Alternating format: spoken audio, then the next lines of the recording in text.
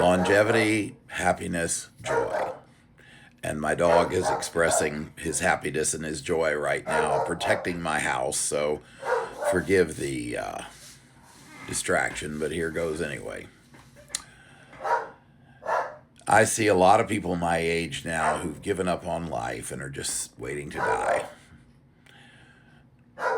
They had their kids, they raised them, they took care of their parents, and now I guess they're just sort of staying in their comfort zone, coasting to the grave.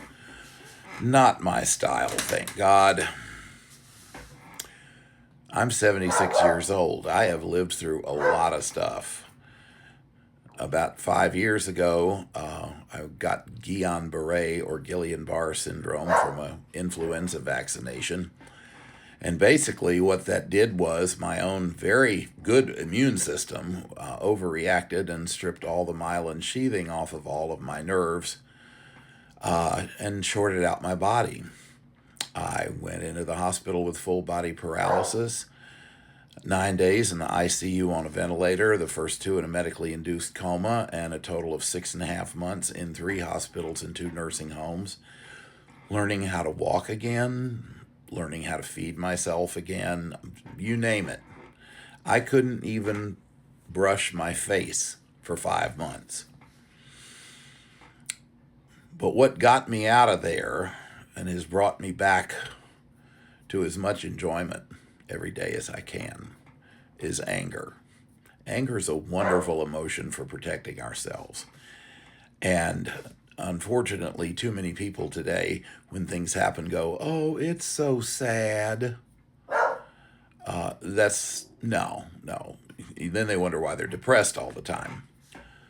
I don't do sad. I do mad. This shit pisses me off, and I'm going to do something to change it in such a way that it makes me feel, if nothing else, a little more empowered in my life to push back against all the things that assault us every day. Anger is the emotion we're given to protect ourselves when life or people or situations are trying to violate us or harm us.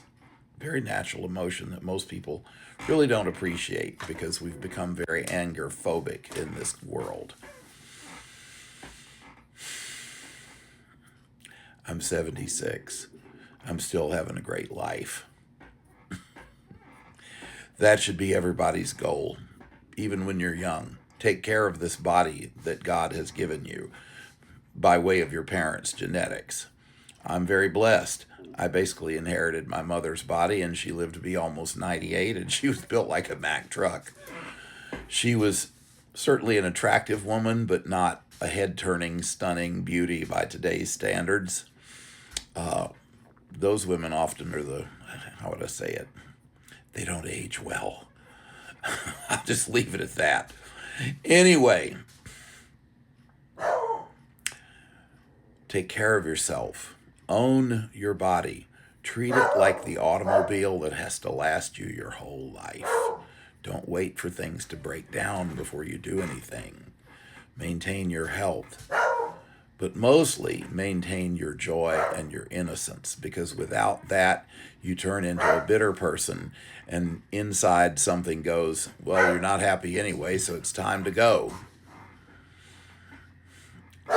Some of you know about my bout with prostate cancer. And as a therapist, I do believe that there is a relationship between stuffed anger that we don't express and illness, including cancer. Many of the people I've known who've gotten cancer are people who either lived very stoically or who actively believed that any kind of joy or happiness in their life was a bad thing. Nope. So when I got the diagnosis, I thought, well, I'm not surprised, because being an out and proud gay man for 50 years, living through the AIDS genocide holocaust of the late 80s and early 90s, where I watched 2/3 of my community die horrible deaths, while the Republicans in power just fiddled away and didn't really do anything to try to stop it, because their attitude was, if we're getting rid of the queers and the junkies, who cares? And that's reality. That's human reality. So, yeah, I live with a lot of internal rage. I will carry it to my grave. But it's my best friend. It's my buddy. It's my, as they say, wingman. Because that way, when somebody tries to mess with me, I don't even have to think about what I'm going to do. I'm going to make sure they never mess with me again. Because I don't want to carry any more rage. Because I didn't take action to protect and cherish myself. Hope this gives you a great Saturday morning and a wonderful weekend.